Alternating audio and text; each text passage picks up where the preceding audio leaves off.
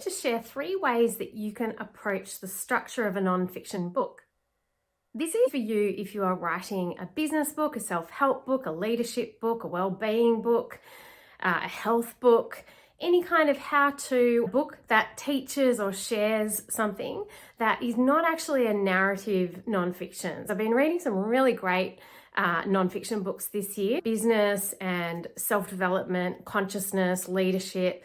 And I've been examining the way they structure their chapters and what we learn through this story. I want to preface all of this by saying that you do need 5 compelling aspects of storytelling, even if your nonfiction title is not narrative in nature.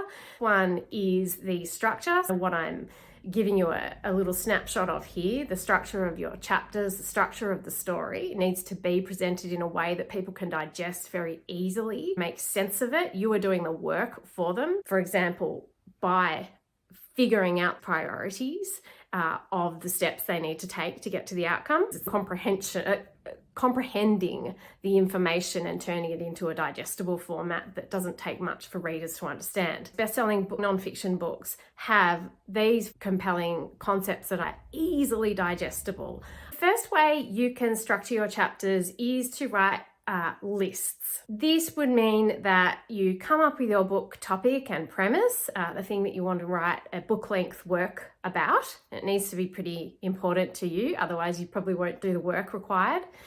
And you will literally list everything involved in getting to that outcome or learning that particular thing. So if it's a how-to book or a business book about some particular aspect of business, finance, running a business, being an entrepreneur, you can literally just brainstorm your chapter outlines by listing all of the things that you would need to learn, examine, to get to that outcome of mastering that particular aspect of business or financial literacy or whatever the topic is for your nonfiction book. The second way that you can structure a nonfiction book is steps. So very similar to lists, you do need a strong premise and all these other aspects of a compelling story. Even if it is not a narrative nonfiction, you still need storytelling skills. Say, assuming you have a strong premise and there's a strong hook to your title, it might be a self-help or a health title, you'll go through the steps involved to reach the outcome that you are teaching.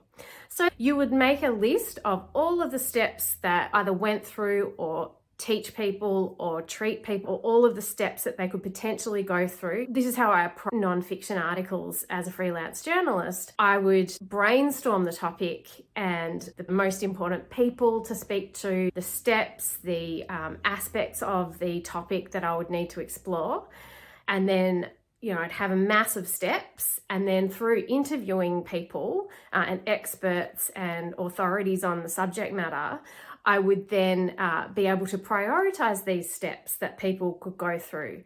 What I'm teaching you here is how I would approach if I were to ghostwrite a nonfiction book with a subject matter expert or leader or an authority, is to condense the information, get the information all down in a series of steps. And then as you go through the work of interviewing, writing each of these steps, you will know the priorities that these steps need to take. I'll give you an example of a published nonfiction book that uses this approach. Dr. Anthony Williams, also known as the medical medium. He has quite a large profile and has written health titles related to inflammatory issues and autoimmune diseases. And he takes you through the steps and the priorities that you need to go through to cleanse your liver, autoimmune systems, your lymphatic system, and then the recipes flow from there. A blend of steps and lists, because you would include recipes in lists. It's most important to get the priorities of the steps right before you actually start the draft. That's where you'd be gathering all the information about the steps involved and which ones need to go. So if you want to picture it like a pyramid or a temple, when you have the information required, you can then make decisions on which steps need to go at the bottom before people can then ascend up that pyramid or ladder to the ultimate outcome of your book. The third way that you can approach the structure of a nonfiction book, not narrative in nature, so it's not a memoir or narrative nonfiction such as a biography or creative nonfiction. I have Atomic Habits on my bookshelf behind me. It is a very, very simple book. The third one is what James Clear did very, very well in Atomic Habits, and that's case studies, stories. Lists was the first one, steps was the second one, and stories is the third one. Now, stories can be case studies. Stories can be examples. You can use yourself as a case study if you want to. This is an interesting way that you could write a nonfiction book that is actually about yourself, a leadership or a business book about your own business journey or your own learnings in this area. That is not a deep dive narrative nonfiction. You could do stories. And stories are really good if you are writing on a topic that requires case studies. So people really need to see, feel, hear, understand how this looks, how the change looks, how the problem looks, how the friction points look on a day-to-day level. So in Atomic Habits, for example, with each of the habits that he talks about, he shares a lot of case studies and examples and stories of real people and their results. This is a really good one for raising your platform in the industry to which you're aspiring to be a thought leader. You'd be using lots and lots of case studies of people that you've worked with. So these are the three ways that you could approach your chapter outlines, your structure of a nonfiction that is not narrative in nature. Lists is the first one, steps is the second one, stories is the third. I hope that this has helped you see how some of the best-selling nonfiction books use this approach. You can mix it up a bit, but it's good to have one overriding structure when you're mapping out your chapter outlines.